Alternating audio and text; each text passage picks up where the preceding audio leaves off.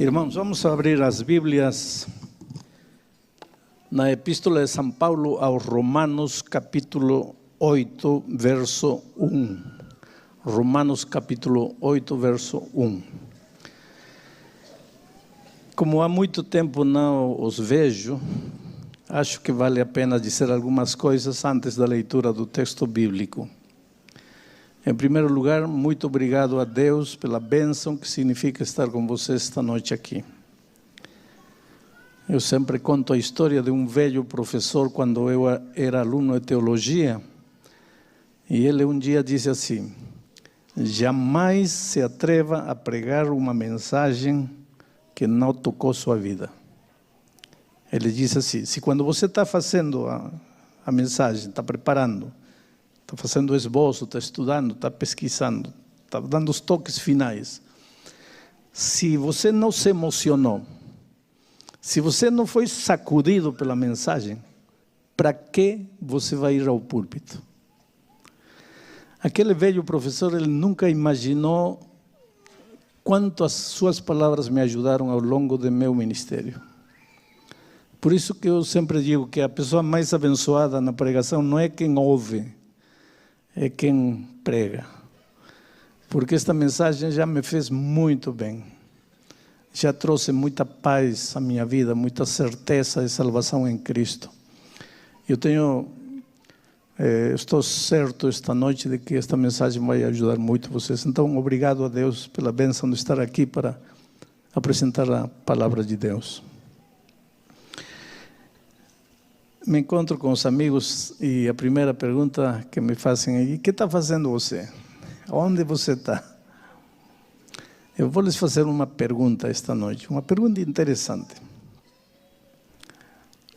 Se eu escrevesse um livro, se vocês fossem a mesa administrativa de uma editora nossa, a CPV, a ACES, a Pacífica, a Review, enfim, uma editora nossa, todos vocês forem membros da mesa administrativa de uma editora nossa, e eu escrevesse um livro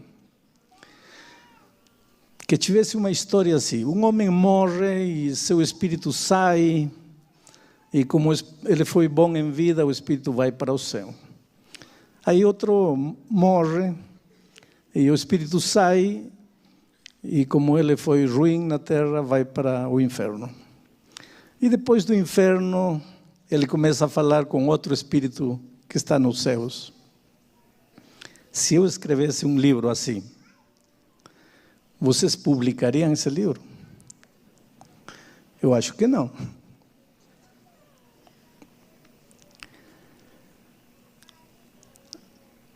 Mas na Bíblia tem uma história assim. E ainda bem que nesse tempo não havia mesa administrativa de uma editora, porque senão não passava. E a editora não estaria errada, está certo, como vai colocar uma história fantasiosa dessas? Sabe que a Igreja Mundial está empenhada em distribuir livros, milhões e milhões e milhões de livros. E tem valor esses livros. Esta tarde eu fui cortar o cabelo, porque embora vocês não acreditem, eu também corto o cabelo de vez em quando. Eu fui cortar o cabelo e aí na barbearia encontrei um livro nosso, o livro missionário do ano. E perguntei para o rapaz: quem te deu? Disse, uma moça trouxe, está aí. Então a igreja distribui milhares e milhões de livros. Mas quem lê um livro religioso? Quem de alguma maneira tem interesse em assuntos religiosos, ou pelo menos, na melhor das hipóteses, quem não tem preconceito contra a religião. Mas o ateu, o agnóstico, o racionalista, esse vai ler religião? Jamais. Como vamos evangelizar essas pessoas? Se elas não querem saber nada de religião. Como vamos a chegar a essas pessoas? Por isso que Jesus era um grande mestre, sabe? O propósito da parábola do rico e Lázaro não é ensinar a doutrina do estado dos mortos. Ao contrário, Essa parábola nos cria terríveis problemas para explicar a doutrina dos estados mortos. Para que Jesus nos colocou essa parábola que ia nos complicar a vida? Aí está a sabedoria de Jesus. O propósito dessa parábola não é ensinar o estado dos mortos. O propósito da parábola é ensinar que esta vida é a tua única chance. E se você desperdiçar esta vida, não tem mais oportunidade. Só que essa mensagem, os seus ouvintes não estariam dispostos a ouvir. E o que faz Jesus? Jesus usa uma fantasia, uma história mentirosa, usa a imaginação para abrir a mente de um público fechado à mensagem que ele queria apresentar. E quando ele conta essa história que o público gosta de ouvir, a mente do público se abre. E quando a mente está aberta, aí Jesus coloca o que queria ensinar. Esta vida é tua única chance.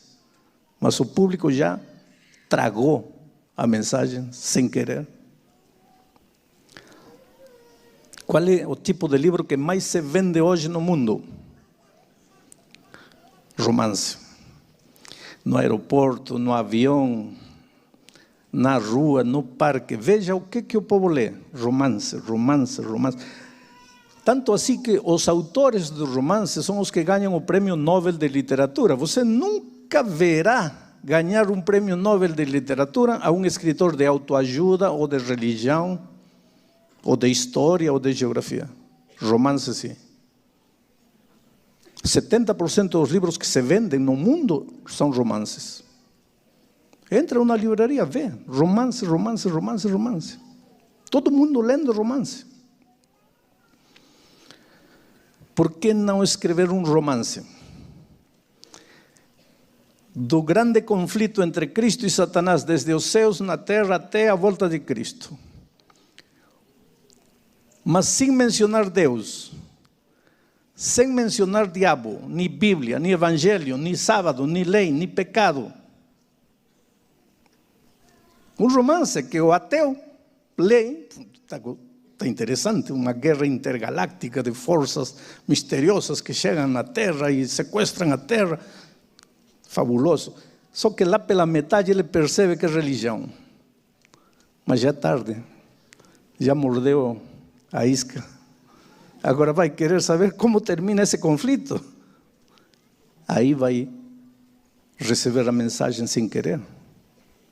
Esse foi um desafio que eu aceitei há uns 4 anos atrás da Conferência Geral. Escreva um romance de 400 páginas. Acabo de entregar o livro. É uma história interessante. Terroristas intergalácticos descem à Terra, chegam a Machu Picchu e sequestram a Terra. E pedem um resgate.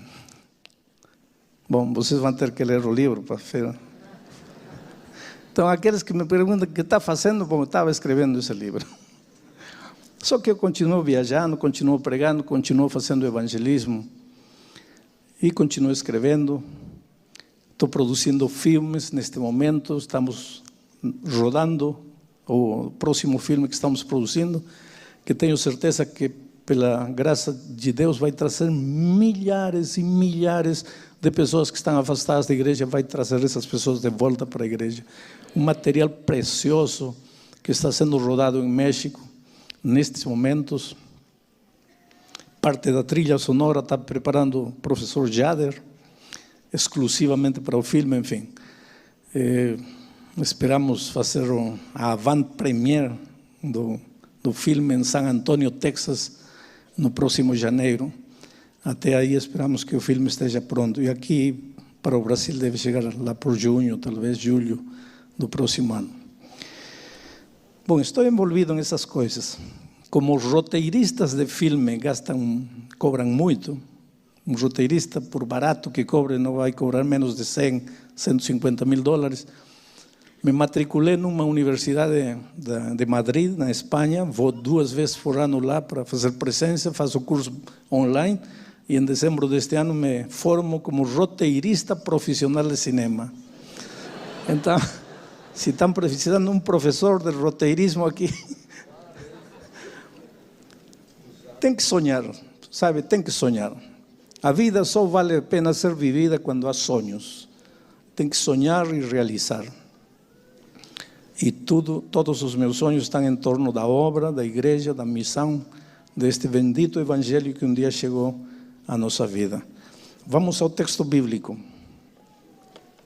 Eu já contei tudo para que não me perguntem o que ando fazendo por aí, né? Romanos capítulo 8, verso 1.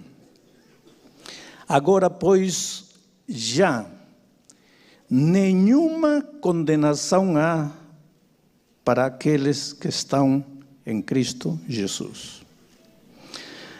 Agora, queridos, para entender Romanos 8, primeiro temos que entender Romanos 7. Tem inclusive teólogos que acham que o capítulo 7 e o capítulo 8 deveriam ser um só capítulo. Porém, está separado em nossa Bíblia. Em Romanos 7, se apresenta a luta do cristão. Uma luta terrível. Só entre os versos 15 ao 22 se repete 4 vezes a expressão: o pecado está dentro de mim, o pecado está dentro de mim, o pecado está dentro de mim, o pecado está dentro de mim. E quem fala isso é Paulo, o gigante Paulo, o extraordinário Paulo. Paulo, dos escritores bíblicos, é um dos meus heróis. Eu admiro Paulo, eu estudo Paulo, eu analiso Paulo. Paulo é meu grande professor de pregação, de homilética, meu grande professor de evangelismo. Paulo, um homem tremendo. Inclusive eu escrevo por causa de Paulo, porque eu achei que se Paulo pregava e escrevia, todo grande pregador deveria pregar e escrever. João é outro grande escritor. A gente precisa escrever porque as palavras o vento leva, mas a palavra escrita fica. O livro é um púlpito silencioso que chega a milhões e milhões de pessoas aos lugares mais recônditos, aos lugares mais absurdos, aos lugares que você nunca imagina. Bom, Paulo, esse gigante do evangelismo, esse gigante do cristianismo, esse modelo de cristão, esse modelo de vencedor, esse Paulo, em Romanos 7, ele repete 4 vezes: o pecado está dentro de mim, o pecado está dentro de mim, o pecado está dentro de mim. Eu não entendo minha vida, eu quero servir a Deus, eu conheço o caminho de Deus, eu quero andar no caminho de Deus, mas descubro que o pecado está dentro de mim e me leva para andar nos caminhos da carne, no caminho do mal. E eu não entendo minha vida.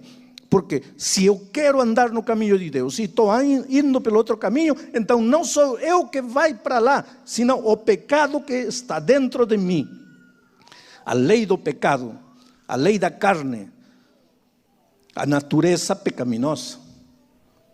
Agora tem muito teólogo, muito estudioso da Bíblia que diz que Paulo está falando de uma experiência passada, da sua experiência antes da conversão.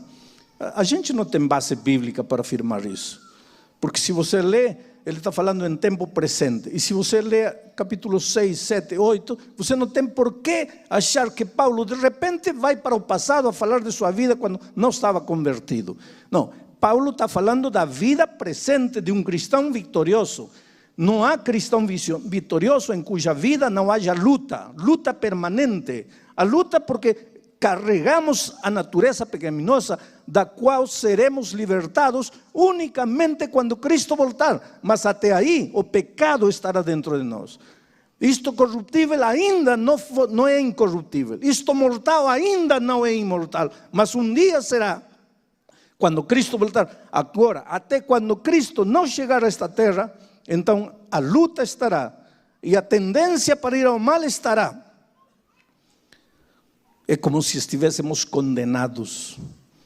É como se estivéssemos irremediavelmente perdidos. É como se não tivéssemos saída. E aí entra o verso 1 do capítulo 8. Mas agora já não há condenação para aqueles que estão em Cristo Jesus. Eu poderia pregar uma semana de oração inteirinha só de Romanos 8:1. Agora, que é agora? Que significa agora? Essa expressão, mas agora, é usada 37 vezes por Paulo em suas epístolas. Mas agora, agora. Alguma coisa especial há no agora. Aqui tem alunos de teologia, eu desafio eles. Preguem um sermão do agora. Mas agora, não há condenação. Aí está o tema rico. O que significa não há condenação? Eu vou me concentrar um pouco nisso esta noite. Para aqueles que estão em Cristo Jesus. O que significa estar em Cristo Jesus? Que texto rico, Romanos 8:1. Estar em Cristo Jesus. Condenação. O que significa viver uma vida condenada? Não é só a condenação final da morte eterna quando Cristo voltar. É uma condenação presente. É uma condenação diária. É a vida cotidiana. E para entender isso, eu quero levar vocês, a mente de vocês, para os tempos do Jardim do Éden.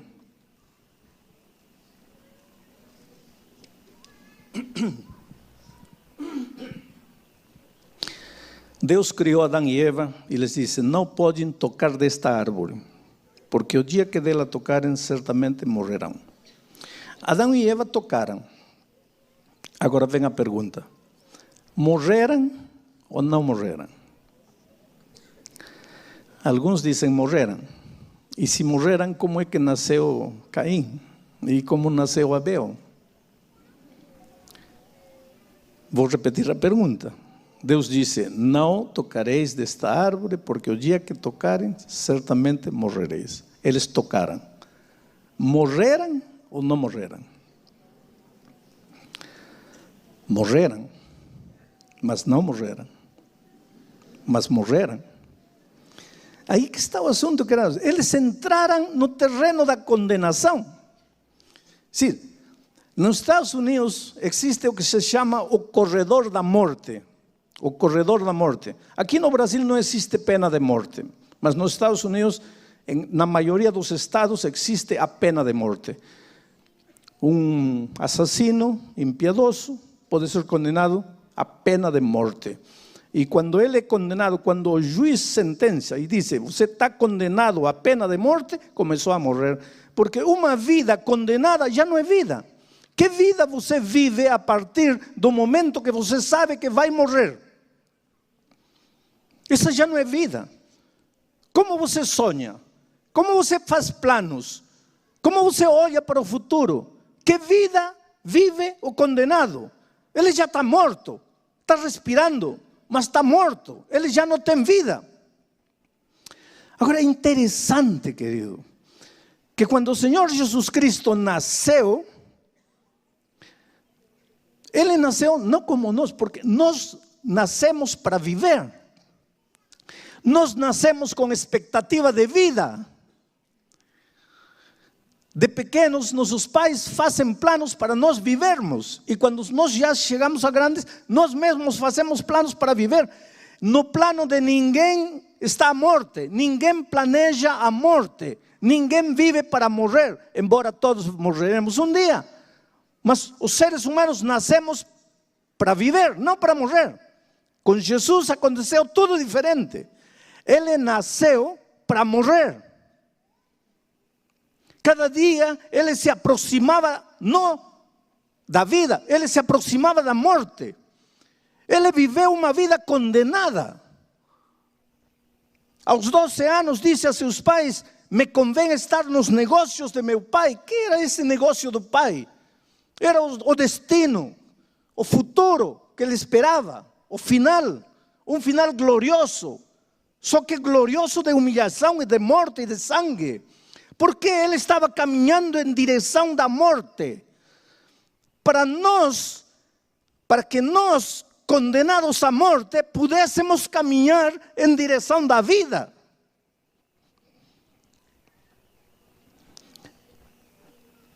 A partir do momento em que Adão e Eva tocaram a árvore, a vida deles já era morte. entraram no terreno da condenação, katakrima, em grego, decreto oficial de morte. A partir deste momento, tua vida já não é vida. Você pode respirar, mas já está morto.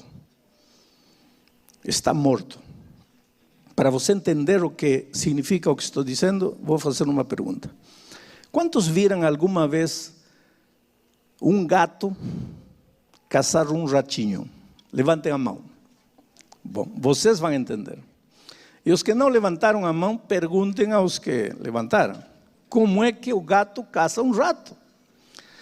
É uma das cenas mais cruéis que existe. Entre os animais, eu não vi cena mais cruel que um gato caçando um rato. Porque é interessante a filosofia do gato, se os gatos têm filosofia. Porque o gato é da família do leão, mas quando o leão caça, ele vai direto na jugular da vítima. Vai direto na jugular aqui. Porque sabe, aí matou. Quer dizer, o leão caça para matar e comer. O gato não. O gato é diferente, mesmo sendo da família do leão. E por isso que perguntei quantos viram alguma vez um gato caçando um ratinho. Porque o gato vai, pega o ratinho, mas não morde para matar. O mordisca. Assim.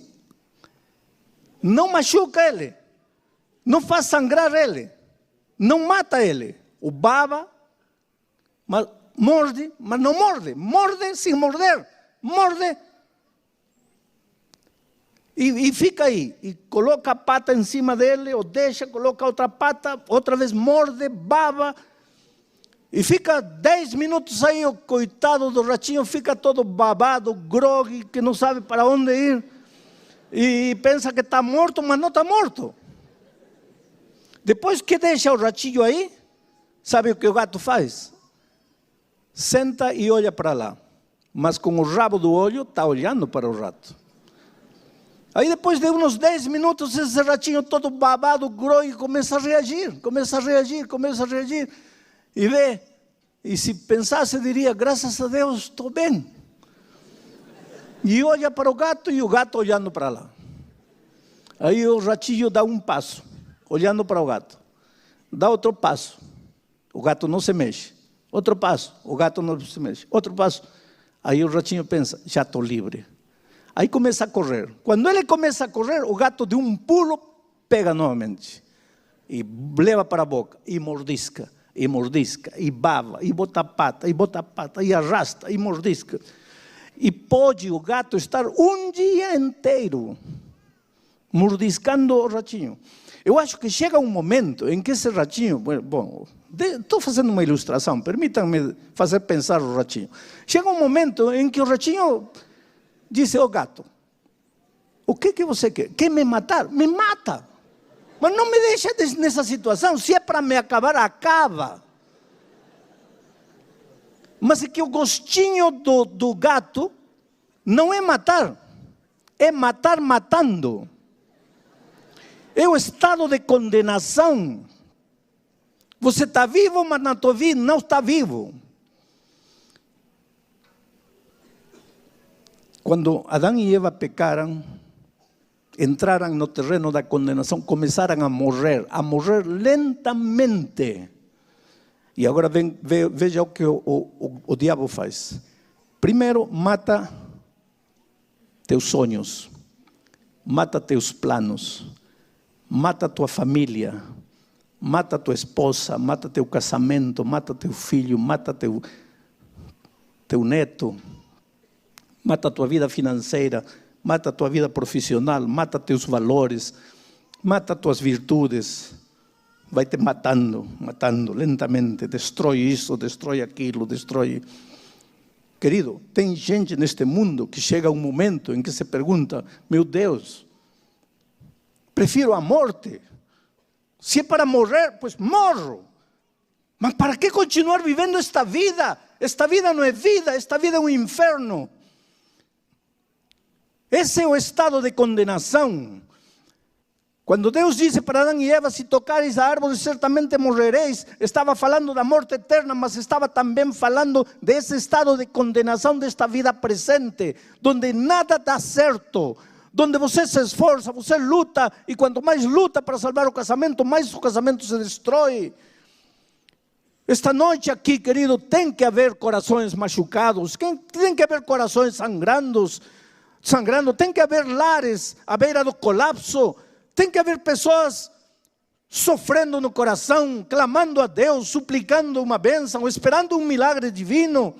Estamos em estado de condenação, caminhando em direção da morte. Um inimigo está aí se deleitando, não em acabar com nossa vida. Finalmente, ele pensa que sua maior alegria será a nossa morte eterna, mas enquanto isso, o sofrimento diário para ele é alimento.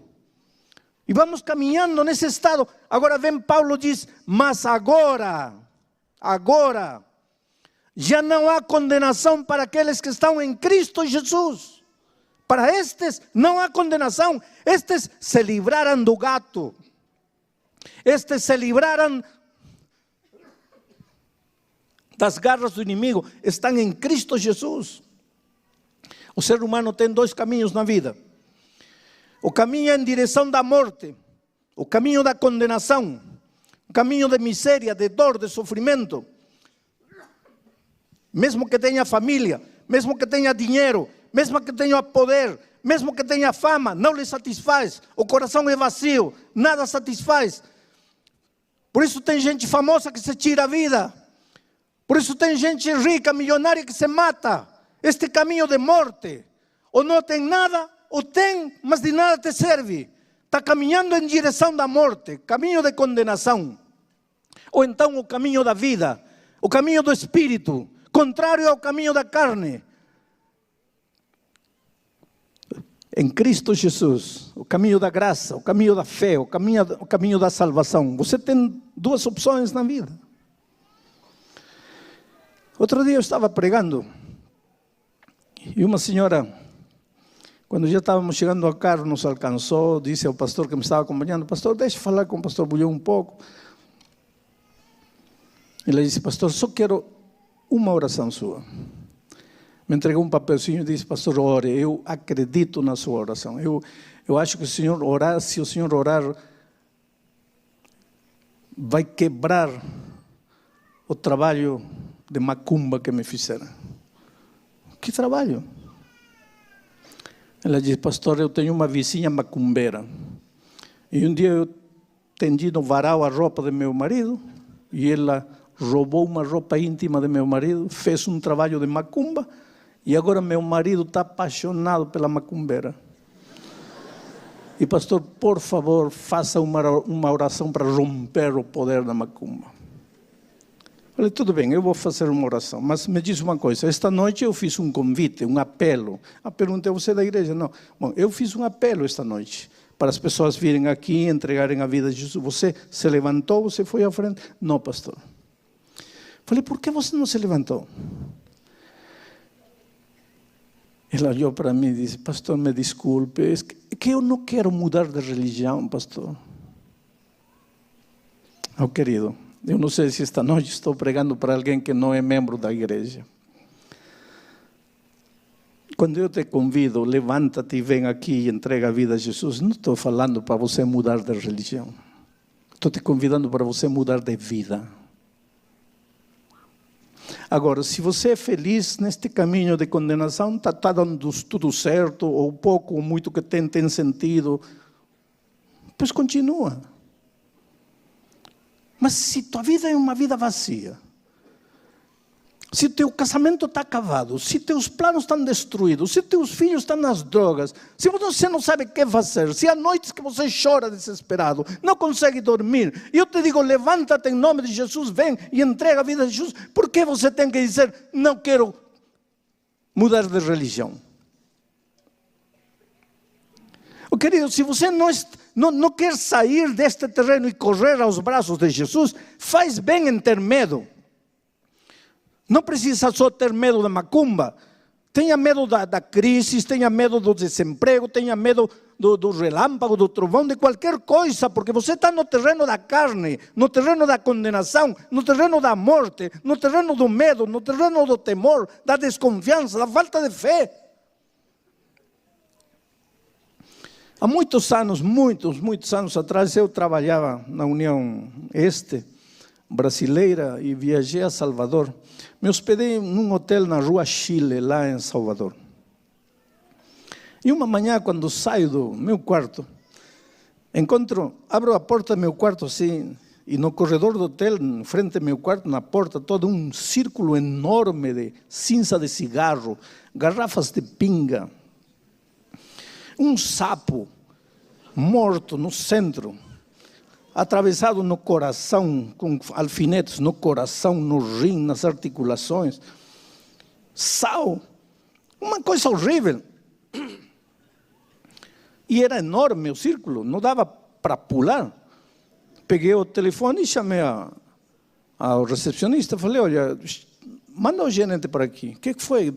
Quero que venha o gerente. Aí chegou, falei, olha o que fizeram aqui. Ai, senhor, lhe fizeram um trabalho de macumba.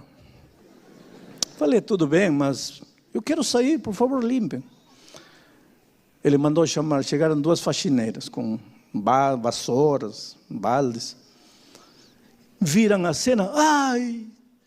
E uma delas disse, temos que chamar um entendido, porque para romper isso, só um entendido. Falei, olha, eu quero sair, por favor, limpem. Não. Aí o rapaz, o gerente, olhou para elas, limpem. E uma delas começou a chorar e disse, pode me demitir, mas eu não limpo. E quando eu vi as lágrimas nos olhos dela, eu entendi, querido. Eu entendi, você pode rir. Mas tem gente que tem um pavor dessas coisas. E olha, tem uma coisa, o diabo existe e tem poder. E quem está no terreno de condenação, pois tem que ter medo, porque está no terreno do gato. Era injusto o que estava fazendo com aquela mulher, era cruel. Falei, calma, fica tranquilo, me dá a vassoura, eu vou limpar. Ela me disse, Senhor, não faça isso. Não faça porque, Senhor, vamos chamar um entendido. O Senhor não sabe onde está mexendo. Não faça isso. Se tem família, se tem esposa, se tem filho, não faça isso. Falei, não, por favor, me dá a vassoura. Senhor, me dá a vassoura. Limpei, tirei tudo. Eu estou contando de uma coisa de 30 anos atrás. A mulher me disse, Senhor, sabe por que está esse alfinete no rim? O Senhor vai sofrer do rim. Esse é do fígado, no fígado. Esse é do pulmão, no pulmão. Esse é no coração, nas articulações. 30, olha minhas articulações, estão perfeitas. Ontem não houve eletricidade em Brasília, subi 7 andares a pé, sem parar uma só vez. Meu rim vai bem. O que aconteceu comigo? Perdi o cabelo. Qual é o problema?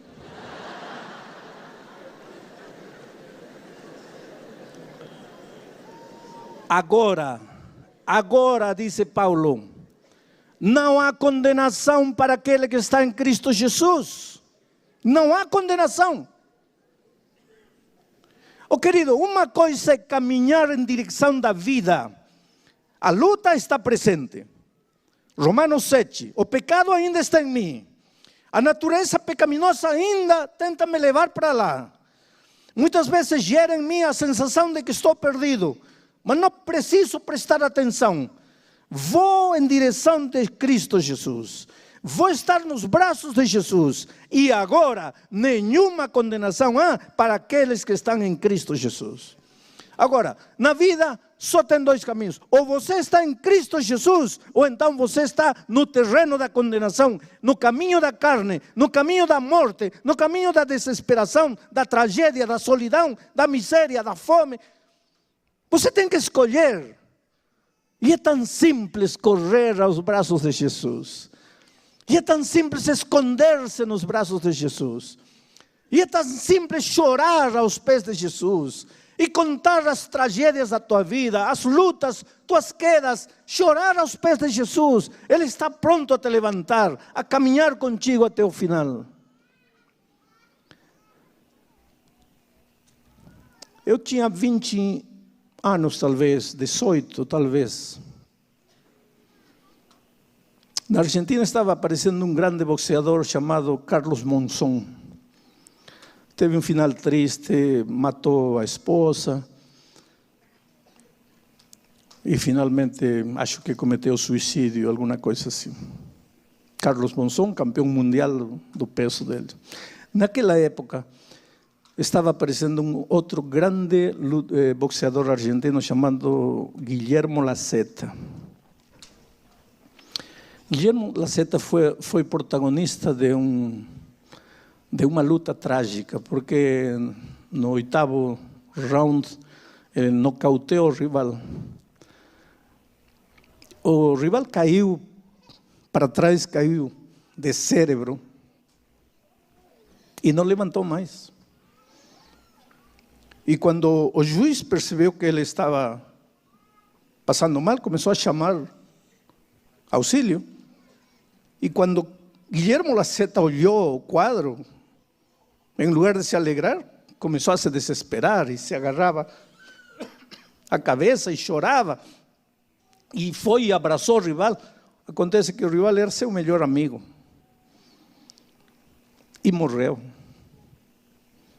Eu me lembro da história, da notícia. Carlos Lazzetta desapareceu completamente do cenário esportivo da Argentina. Nunca mais ninguém soube da vida de Carlos Lazzetta. Eu cheguei terça-feira de Kansas City, estava nos Estados Unidos, pregando. No sábado, depois do almoço, estávamos num campestre. Um rapaz se aproxima de mim e disse: pastor, poderia falar um pouco com o senhor? E ele disse assim: pastor, o senhor não sabe como me ajudaram os seus cassetes, os seus sermões.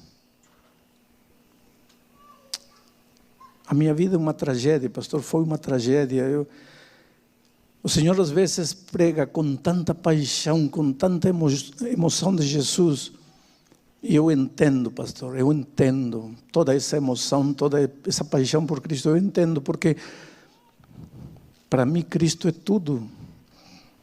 Porque se Cristo não tivesse aparecido na minha vida, pastor, eu já estaria morto, eu não existiria. Eu conheci Jesus na noite em que eu ia tirar minha vida. Há muitos anos atrás. Eu fui boxeador profissional e numa luta eu matei meu melhor amigo. Perguntei: quem é você? Carlos. Carlos o quê? Carlos Lazzetta. Eu sei, eu conheço tua história. Sim, disse ele. O mundo todo se enterou do que eu fiz. Mas nunca ninguém soube o inferno que eu vivi depois daquele dia. Eu, cada dia ia morrendo, pastor. Eu ia morrendo. Comecei a beber. A bebida não podia pagar o peso da culpa. E eu ia morrendo. Até que um dia decidi tirar minha vida. Havia um abismo lá na saída da cidade. Eu comecei a caminhar em direção para lá. E quando estou saindo da cidade, vejo uma tenda. E bastante gente. Entrei na tenda. Tinha um pastor pregando. Estou falando de uma coisa de 40 anos atrás. Era o pastor Belvedere, fazendo uma campanha de evangelismo lá em Buenos Aires. Eu entrei. Ele pregou. E pregou do perdão. E usou o texto de Romanos 8:1. Nenhuma condenação há para os que estão em Cristo Jesus. Pastor, aquele dia eu quase dei um grito em meio da pregação. quer dizer que não há condenação para mim. E como se o pastor lesse meus pensamentos, disse: não há. Mas se você estiver em Cristo Jesus. E como se ele continuasse lendo meus pensamentos, ele dizia: e agora você se pergunta, que farei para estar em Cristo Jesus? E eu te digo: levanta-te e vem. Vem aqui e entrega a vida a Jesus. Pastor, eu, como impulsado por uma mola, me levantei. E chorando quase a gritos, corri e entreguei minha vida a Jesus. E aquela noite saí da tenda com minha vida perdoada. Já não havia mais condenação para mim. Anos depois eu emigrei para os Estados Unidos. E conheci suas mensagens através de cassetes, comecei a ouvir. E aí minha visão do evangelho, do cristianismo, da paz em Cristo começou a crescer. Pastor, sou um homem feliz. Quando o Senhor prega daquela paixão por Cristo, às vezes eu olho assim para os lados e há pessoas que parece que não estão sentindo nada, mas eu sei o que o Senhor está falando, porque eu sei o que é viver condenado. Condenado. É interessante quando às vezes um familiar, um amigo nosso fica doente, vai ao médico e depois corre a notícia e diz: você sabia que Pedro está condenado? O que quer dizer quando diz: sabia que fulano está condenado? O que quer dizer?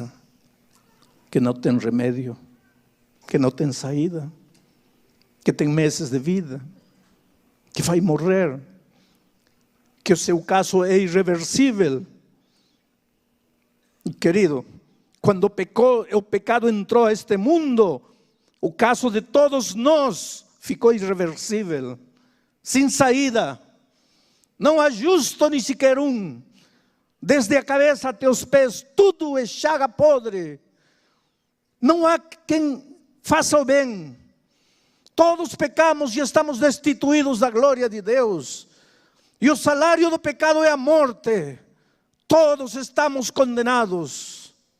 Mas agora, nenhuma condenação há para os que estão em Cristo Jesus. Por isso, todos os dias eu vou a Jesus. Por isso, cada manhã eu me entrego a Jesus. Porque tenho minhas lutas. Porque como Paulo posso dizer: o pecado ainda mora dentro de mim. Mas apesar disso, não há mais condenação. Por isso vou a Jesus. Porque não há condenação para aqueles que estão em Cristo Jesus. Oh, querido, eu não sei quem é você. Eu não sei como você vive. Eu não sei as lutas que você enfrenta. Eu não sei que correntes aprisionam você. Eu não sei quão machucado você está pela vida, mas eu quero te dizer esta noite, em nome de Jesus: nenhuma condenação há para os que estão em Cristo Jesus. Então,